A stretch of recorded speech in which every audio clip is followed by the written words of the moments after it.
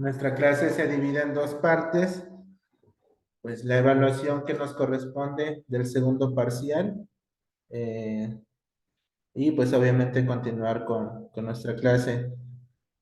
Solamente he recibido 3 trabajos del avance de su proyecto, de Andrea, de Cari y de Fer. Espero el trabajo de Sara y de Mari, por favor. En un momentito más, en cuanto termine mi exposición, me van a compartir cómo va el avance de su trabajo. Bien. Bueno, pues vamos a iniciar. El día de hoy vamos a ver dos aspectos fundamentales dentro de lo que son los modelos teóricos educativos. En un primer momento vamos a abordar la temática de Neil y la escuela libre, ¿sí? Eh, Alexander Sutherland Neil con su experiencia libertaria en una escuela que él funda, ¿sí? Que él realiza. Bien, un poquito acerca del contexto histórico, es que esta ideología educativa surge a finales del siglo XIX y a principios del siglo XX. ¿Cuáles son los sucesos que están marcando este contexto educativo y el porqué de pensar una nueva manera de educar, una nueva manera de ver la escuela, una nueva forma de ver también al alumno? Primero, es que en este periodo acontecen sucesos como la Primera Guerra Mundial, surgen también los avances en los medios de comunicación, en el caso del teléfono. También, por unos años posteriores, surge la Segunda Guerra Mundial y a partir de 1929 aparece una gran crisis económica. Este contexto histórico va a repercutir en el modo de pensar a la educación y sobre todo en la forma de generar el diseño estratégico o del modelo pedagógico que en su momento se estaba tomando. ¿Quién es este personaje? ¿Por qué tiene gran relevancia? Bueno, Neil nació en 1883, ¿sí? Perteneciente a, pues, una ideología inglesa y esta ideología educativa también influenciado por el psicoanálisis desde la parte conductual, ¿sí? La parte como el ser humano, como el alumno en el caso educativo, pues se necesita analizar, se necesita ver su comportamiento, su forma de ser, su forma de actuar referente a la educación. ¿Quién es Neil y por qué lo retomamos en los modelos educativos? Bueno, Neil en un primer momento es un educador progresista. ¿Y a qué se refiere con que sea un educador progresista? Porque entonces no se detiene y no se queda en la educación de su tiempo, sino va más allá de ese contexto educativo. Propone una nueva manera de ser, de hacer la educación. Y a partir de ahí él funda la escuela de Summerhill. Y bueno, pues Neil es conocido como el defensor de la educación en libertad. Y en su momento nosotros hablábamos acerca de estos aspectos, ¿por qué la libertad en la educación? Inclusive lo podemos relacionar con los contextos latinoamericanos. ¿Por qué una educación que libere? ¿Qué recuerdas, Cari, de la educación liberadora? ¿A qué se refería la educación liberadora? Creo que se refería a los alumnos que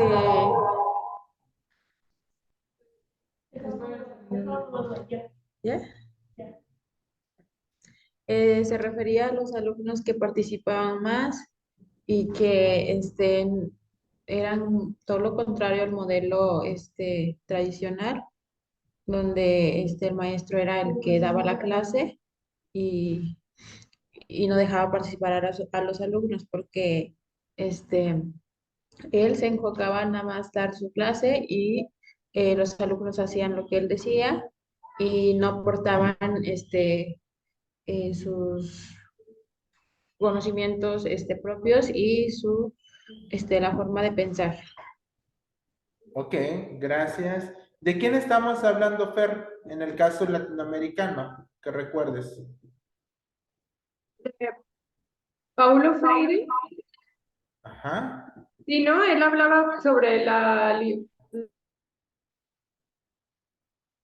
sobre la educación liberadora que nos decía que él decía que no quería a personas como que se quedaran con lo que nos dicen, sino que tuvieran un criterio propio para poder así defenderse al salir al mundo exterior. Perfecto, gracias. Neil no centró en ninguna escuela en particular su aspecto educativo, sino que su obra resalta más la propia personalidad que él tiene, sobre todo porque su personalidad se enfoca en dos cosas, que es un personaje soñador e idealista. Recordemos que muchos de los teóricos fueron eso, personas soñadoras e idealistas de una educación más progresista. Y bueno, pues a partir de ahí podemos ver cómo la parte que nosotros en un momento analizamos, un modelo muy conductista, lo único que va a producir, o lo que su compañera mencionaba, es que tengamos alumnos como robotizados, que solamente obedecen a una orden, obedecen a un mandato que el docente da y lo siguen. Y en el caso de la escuela libre, no es así. De hecho, la escuela que él funda, pues tiene esa ideología, una escuela de la felicidad. Pregunta seria, ¿hoy en día tenemos escuelas donde los alumnos sean felices? ¿Sean felices? No, totalmente. ¿Por Creo qué que no?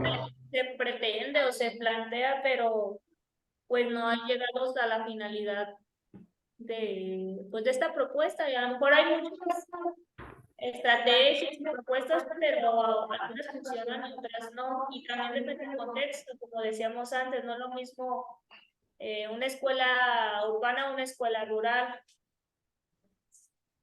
Ok, bien. La teoría que él tiene para la escuela libre es una teoría antiautoritaria, es decir, nada de autoritarismo. En esta teoría él destaca la idea de la libertad. Pregunta, entonces, ¿qué es la libertad? Mari. La libertad.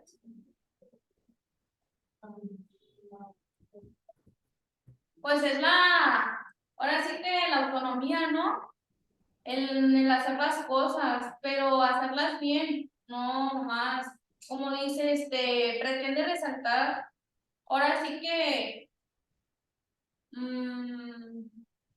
como usted lo decía, ¿no? De los alumnos robots.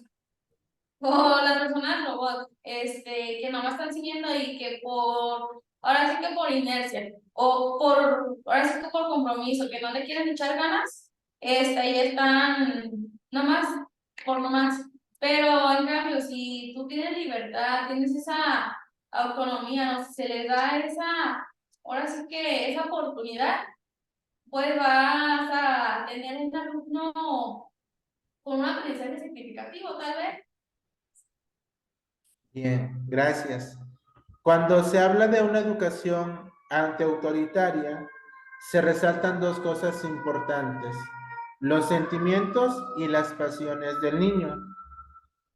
Cuando habla de sentimientos, entonces el alumno necesita manifestar, necesita sentir, y entonces no se le reprime en sus sentimientos, porque muchas veces los alumnos tienden a demostrar mucho las emociones, los sentimientos, pero cuando aparece una vía de educación autoritaria, entonces se reprime todo eso, se reprime la pasión del niño, por ejemplo, la pasión, no sé si ustedes han visto este video, o creo que lo vimos, no recuerdo muy bien, el de la niña que llega a una escuela totalmente pues conductual en el cual el maestro es el que dicta cómo debe ser la flor, de qué color y bajo qué aspectos tiene que dibujar. Y cuando la niña cambia de escuela, llega a una escuela totalmente constructivista, le proponen que realice una flor y ella espera a que la maestra le diga cómo. Entonces, todo eso está en contra de esta teoría, ¿sí? Ahora, las normas que rigen esta educación afectan al educador, al alumno y a la participación escolar, debido a que pretenden proteger la libertad de todos. Habría que entender entonces hacia dónde se enfoca la libertad en la educación. Tampoco quiere decir que una teoría antiautoritaria, el docente pierde toda la autoridad frente a su grupo. Eso sería una forma errónea de concebirlo, ¿sí? Obviamente el docente, al ser una persona madura, una persona ética, una persona capaz de guiar, sabe cómo se rige la autoridad desde la libertad. Eso sí tendríamos que entenderlo bien. El hecho de que yo no tenga autoridad, obviamente no va a existir libertad. Una cosa es ser autoritario cuando impongo y otra cosa es tener autoridad cuando dicto ciertas formas de cómo podemos realizar. Porque entonces ya no sería libertad para los alumnos, sería que hicieran lo que quisieran y eso es libertinaje. Otro de los teóricos que ustedes en su momento analizaron, a Russell, fue el primer referente de esta teoría, ya que pertenecía a la pedagogía anarquista y dentro de esta salen las primeras manifestaciones. No todas las manifestaciones pertenecen a la pedagogía anarquista, ya que en el siglo XX aparecen otras alternativas que no se encuentran dentro de esta pedagogía. Es decir, alternativas a una pedagogía meramente autoritaria, meramente de contenidos, meramente de ven, yo soy el que dicto, yo soy el que te doy el conocimiento. Ahora sabemos que el conocimiento es algo innato de la persona. Lo que nosotros hacemos es, pues, reforzar o descubrir esas habilidades que el alumno tiene para que siga conociendo. ¿Qué pasa con la escuela de Summerhill? Bueno, es la primera escuela que fundó Neil y fue en el año 1921. En esta escuela dice que es un internado en el que conviven chicos y chicas de 5 a 16 años. No se le puede dar una clasificación determinada a esta escuela. ¿Por qué? Porque esta escuela tiene elementos de las escuelas antiautoritarias, pero también hay otros elementos que, por ejemplo, no admiten la directividad, es decir, solamente hay un camino y por este camino vamos a ir, sino que hay diversidad de caminos. Por lo tanto, es una escuela única porque también tiene muchos elementos propios. Funciona en su momento como una escuela privada y, bueno, algo importante que resaltar de esta primera escuela de Neil es que surge después de la Segunda Guerra Mundial y el número de alumnos disminuye considerablemente. Por eso surge esta ideología. Ahora, para Neil dice que lo más importante es este aspecto que podemos considerar como el desarrollo de las emociones más que el desarrollo del intelecto. Aunque, bueno, se opone a cualquier tipo de competitividad. ¿Por qué? Porque entonces, si no se desarrollan las emociones, si no se desarrolla este aspecto de cómo el alumno se percibe frente a una situación de aprendizaje, el alumno se puede bloquear. Y eso lo podemos ver nosotros y puede pasar en cualquiera de los contenidos que abordamos y sobre todo más en los contenidos de matemáticas, de pensamiento, donde muchas veces los problemas o las situaciones problemas a los que el alumno se enfrenta generan impotencia, generan frustración, generan miedo y esto repercute a que no desarrolle su intelecto. Y nosotros muy pocas veces podemos ver ese aspecto. Y seguimos desarrollando el intelecto sin detenernos a ver cómo podemos ayudar al alumno a que maneje esta emoción que ha aparecido en un momento oportuno para el desarrollo de alguna problemática.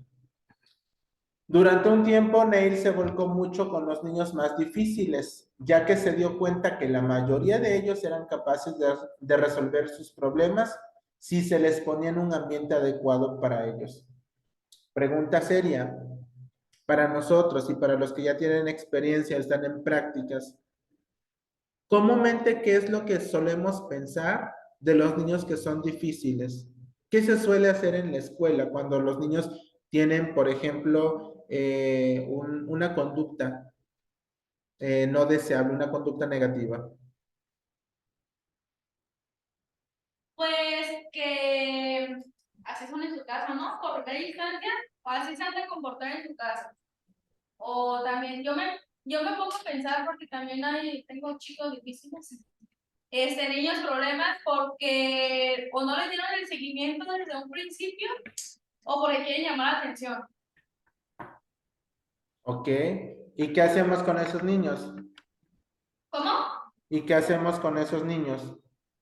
Pues yo hablo con ellos. Cuando se portan así, que tienen una conducta muy realmente, sí hablo con ellos.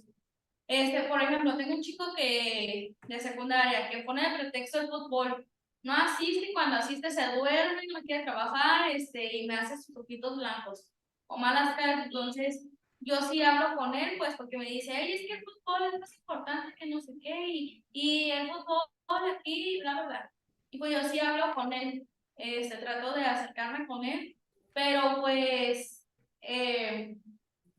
cuando de plano no entiende el alumno, pues sí es ya ir a soluciones, ¿no? Por ejemplo, ya enterarlo al director, hacer una cita con el papá o con la mamá, o ambos, ponerle una solución. ¿Ok? ¿Y comúnmente estos niños se apartan de los demás o los juntamos? No, los separo. ¿Y por qué no los juntamos? Porque tengo unos alumnos muy, muy fáciles de aprender la conducta del otro. Son muy manipulables. Ok. Bien. Sara. Sí. Sí. Profe, bueno, yo solamente he estado a nivel preescolar y ese tipo de niños lo primero que hacemos es etiquetarlos como niños problema, porque no son niños problema, tienen problemas y situaciones, pero no son por ellos, son desde parte desde nosotros como docentes o desde su casa también. Entonces, es eso, aislarlos, estarlos señalando todo el tiempo en vez de buscar una solución o indagar un poco más a profundidad o ya depende si al caso, pues ya con un especialista, pues. Bien. Neil pretende mostrar que cuando hay una manera de vivir en comunidad, es decir, no separamos a los alumnos, sino que hacemos que interaccionen, pero se autorregulen, él nos pretende mostrar que estos niños pueden decidir por sí mismos sin necesidad de un alumno. Cuando nosotros proponemos a los alumnos a que piensen, a que reflexionen en torno a su comportamiento y les damos pautas para desarrollarse, les damos pautas de cómo ser. Hay algo que trabaja mucho en el aspecto psicológico, ser inteligentes en el aspecto emocional, es decir, que puedan decidir por sí mismos sin necesidad de un adulto. Se comienza a generar un clima diferente de aprendizaje, donde entonces ya no es el maestro que le dice no haga berrinche, donde ya no es el maestro que le dice eso está mal, levanta la basura, siéntate bien, no grites, no corras, ¿sí? El alumno autorregula todo eso, pero solamente se desarrolla cuando el alumno toma conciencia de eso y el maestro fue capaz de trabajarlo. Si solamente nos dedicamos a señalar, eso no está bien, eso no está bien, eso no está bien, pues obviamente para el alumno sabe que no está bien. Pero ¿por qué no está bien? Porque eso es un aspecto negativo en este momento de clase. porque eso que tú estás realizando no conviene hacerlo en este momento. Entonces, es importante que en el desarrollo de la libertad todo eso se trabaje. La escuela le da importancia al juego y al aprendizaje significativo. Desde entonces, Neil propone que todo aprendizaje debe ser significativo. Si el aprendizaje no es significativo, quiere decir que mis estrategias de aprendizaje que yo estoy proponiendo como maestro no están tomando en cuenta al alumno, están tomando en cuenta mis necesidades, más no la de mi alumno. Los profesores y los alumnos se reunían en asambleas para decidir los problemas que había en la comunidad. Los alumnos elegían al presidente y al secretario de la asamblea. ¿A qué le suena esto? Cuando dice problemas de la comunidad, ¿a qué le suena? Ustedes que ya van de salida.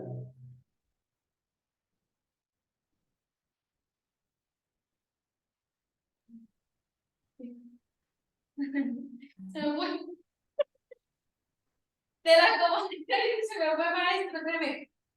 Ya. Están trabajando en su proyecto, ¿eh? ¿Está sucediendo algo? ¿Mande? Están trabajando en su proyecto.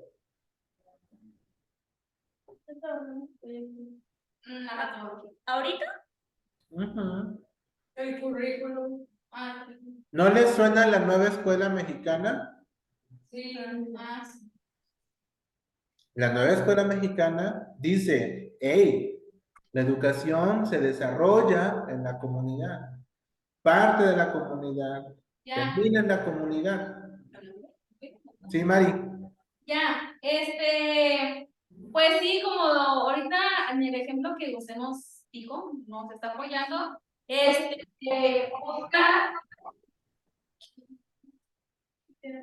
¿no? Ya, busca que se dé solución a esas situaciones, ¿no? Por no llamarlos problemas como tal, pero para que estén involucrados los niños y ellos sean capaces de mantener ese pensamiento crítico, de que obtengan ese pensamiento crítico y lleguen a una solución, como por metodología, ¿no? Por los pasos a seguir, porque por algo están, por ejemplo, no sé, el STEAM, o en la comunidad, el de comunitarios, entonces sí, no, yo no me puedo, por ejemplo, aquí, en la comunidad aquí en el salón de octavos, no sé, una necesidad, un problema que tenemos es falta de atención, un ejemplo. Pues yo voy a investigar, ¿no? Para seleccionar una metodología que esté adecuada, que sea adecuada a esa situación, a ese problema. Y ya de ahí, no sé, que la fase 1, punto 1, fase 2, fase 7, 12, no sé, un ejemplo. Entonces, la situación, lo que usted preguntaba, ¿qué se hace cuando una comunidad tiene un problema? Pues ahora sí que investigar y ver hasta dónde se puede solucionar. Si está en nuestras manos, como que podemos implementar para ahora sí llegar al fin, a nuestra meta o nuestro objetivo. Muy bien. Resaltar que lo de Neil y su propuesta educativa entiende por libertad es que los niños, dice, tengan un margen de autonomía. Y cuando se pretende esto es que la autonomía sea desde la libertad. Sin embargo, la libertad no significa que la escuela promueva el libertinaje, que hagan lo que quieran, lo que les decía hace un momento. No es que pierdas autoridad como maestro, no es que la escuela pierda autoridad, sino que promueve una libertad responsable. Y esto dice que va asociada al respeto y a la responsabilidad. El respeto y la libertad están unidas. Y podemos ver que este tipo de escuela maneja mucho lo que son los valores. Cuando el alumno es capaz de entender un valor, le da significado a lo que realiza, ¿sí? Y todos los valores que puedan abordar y abonar a la temática de libertad ayuda a que el alumno tenga una autonomía, pero una autonomía responsable. El autoritarismo tradicional de la educación oprimía las formas de ser de los niños. Ante esto, Ney se opone. ¿Por qué? Porque aunque su pedagogía fue criticada por muchos, pero también muy querida, cabe destacar que se cuestionó mucho el entorno en el que se educaba, aunque él defendió siempre que los niños se adaptarían con facilidad a cualquier entorno. Y esto es muy cierto. Es más fácil que los alumnos se adapten al maestro que el maestro a los alumnos. Y esto en nuestra experiencia lo vamos a constatar. Tú vas a llegar y el grupo tiene una manera de trabajar según el maestro por el cual estuvieron en el ciclo anterior. Pero en la medida que tú como maestro vas proponiendo, los alumnos van trabajando. ¿Y esto qué significa? Que entonces los niños son maleables ante las pedagogías propuestas por sus docentes. Los docentes y los alumnos van a compartir la misma pedagogía, pero los alumnos son los que van a absorberlo. Y entonces, si el maestro es constructivista, hace que los alumnos generen este clima de aprendizaje. Y lo vamos a ver mucho con algunos colegas, maestros, que sí son muy conductistas, son de reglas, son de que hasta los niños están bien sentaditos, no pueden ni voltear para un lado, porque el maestro es así, porque el maestro cuida su cuadro, no se sale del cuadro, porque el maestro es muy unidireccional, ¿sí? Sin embargo, podemos ver otras pedagogías de otros maestros y según si el maestro son sus alumnos. Esto lo vamos a constatar. ¿Dudas con Neil y la escuela libre?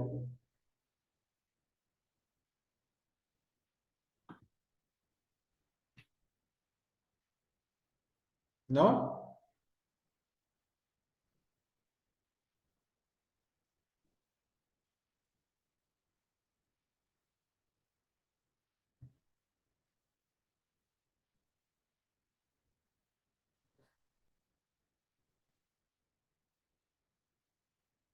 ¿Se trabó? Ah, qué caray.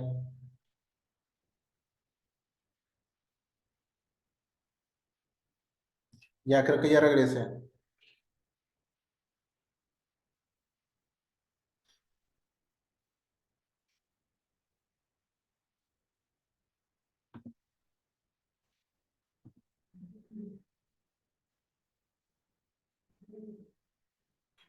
¿Ya me escuchan? No, ¿verdad? Sí, sí, sí, yo, Ya. profe. Ok, sí está medio complicado el internet aquí ahorita, no sé por qué. Bien, hasta ahí con la escuela libre. Pasamos a un segundo momento en el cual ustedes van a trabajar lo siguiente. Las teorías constructivistas en la nueva escuela mexicana. Según ustedes, lo que han leído sobre la nueva escuela mexicana y la propuesta que están realizando en su trabajo, vamos a elaborar un organizador gráfico, ¿sí? Les comparto la liga por aquí para que lo tenga. Me dicen por favor si lo pueden abrir.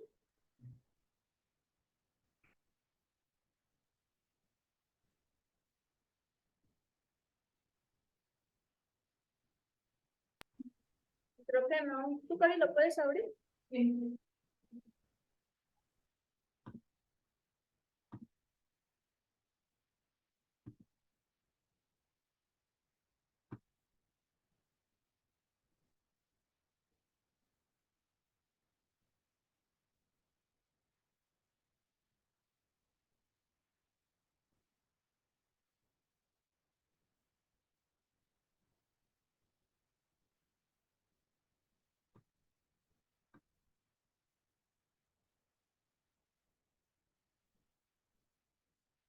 Bien.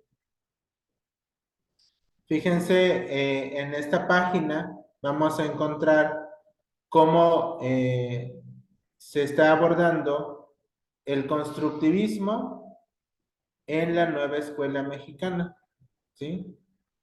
Primero, se habla de un pragmatismo. ¿Qué entendemos por pragmatismo, pragmático?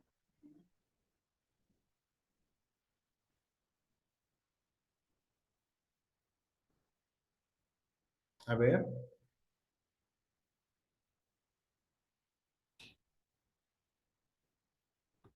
Ya, Más práctico, maestro, ay, ¿Cómo? otra mejor. que es práctico. Ok. En el pragmatismo también hay una frase que podemos o que necesitamos entender, que no todo lo práctico es pragmático. ¿A qué se refiere? En cuanto a las pedagogías que nosotros podemos utilizar, no todas porque sean constructivistas, hablando del constructivismo, nos van a funcionar. Esto va a depender según nuestros contextos, ¿sí? ¿Por qué? Porque digo que no todo lo práctico es pragmático. Imaginémonos que queremos trabajar un modelo pedagógico, una metodología STEAM, donde aplicamos ciencia, tecnología, ingeniería, arte y ocupamos de aspectos tecnológicos y lo queremos realizar en una escuela rural, donde lo único que tienen los alumnos es cuaderno de colores, y es mucho. ¿Ustedes creen que lo vamos a poder realizar?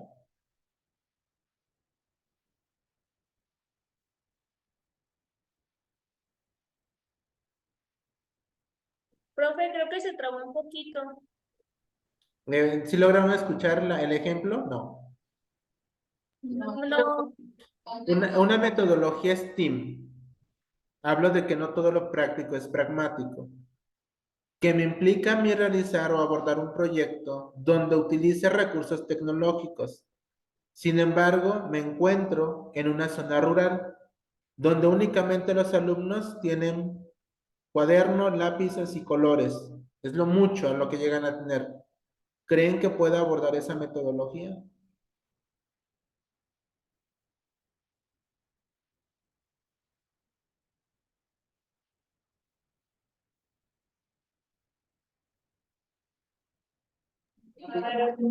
Porque, o sea, se trata de buscar soluciones, pero si no tienes los recursos necesarios, No podría. No podría, ¿por qué? Salvo que el maestro lo implemente, pero si el maestro ni siquiera lo tiene, ¿sí? O queremos trabajar, por ejemplo, con electricidad y la comunidad donde estamos no tienen luz, entonces es ahí donde necesitamos observar bien que no todo lo práctico nos va a funcionar dentro de las pedagogías. Bien, el pragmatismo, dice, surge como resultado de los procesos que transforman una situación problemática en una resuelta. Y aquí podemos encontrarnos con uno de los autores que nosotros ya analizamos. ¿A quién? Ahí está citándolo. De hecho, alguno de ustedes lo expuso. John Dewey. Correcto. Acuérdense que Dewey proponía una idea de que la interacción es un rasgo universal en la existencia natural. Entonces necesitamos una metodología donde el alumno no solamente sea receptor, sino que el alumno interactúe, porque por naturaleza necesita relacionarse. He aquí, hay muchas formas de llevar a cabo los principios que se van a realizar en el aula. ¿Estos principios cuáles son? Aprendizaje basado en la experiencia, y se cree que el aprendizaje basado en la experiencia fomenta la práctica y la observación real.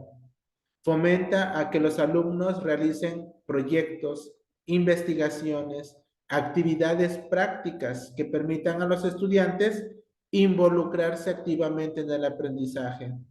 Y esto lo podemos ver mucho en las clases de ciencias. Todo lo que comprende el área de ciencias, muchas veces lo podemos llevar desde la práctica, desde la experiencia, desde que los alumnos observen. Y entonces podemos decir, bueno, maestro, pero si yo estoy trabajando, por ejemplo, español, ¿lo puedo vincular? Claro que sí. ¿Por qué? Porque el alumno a partir de esa observación de la experiencia redacta, analiza, sintetiza, rescata ideas clave, construye organigramas. Y no solamente es el lenguaje escrito, sino también el lenguaje oral, donde él da a conocer este experimento. Otro aprendizaje que podemos ver, otra metodología, es el aprendizaje cooperativo.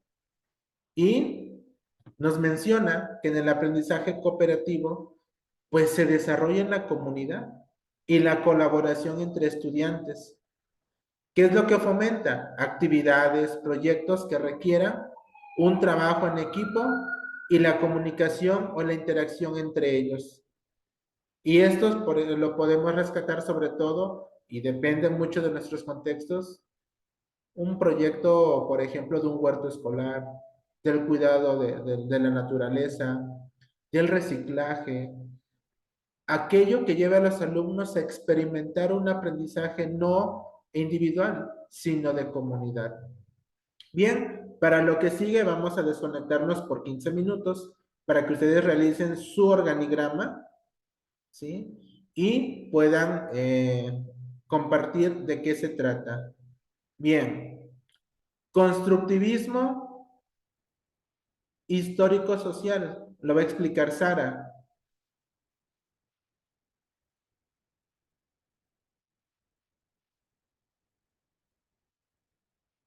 Cognición situada, Mari.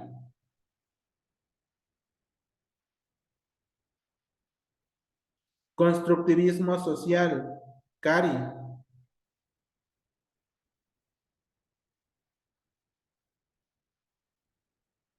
Teoría de la actividad, Fer. Y me faltó Andrea. Epistemología genética.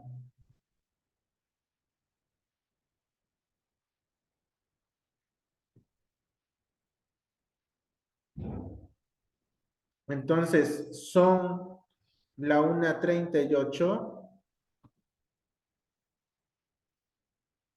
A la 1:55 nos volvemos a enlazar para que compartamos lo que hemos leído en un organigrama, el mismo organigrama que ustedes van a subir el día de hoy en la plataforma, ¿sí?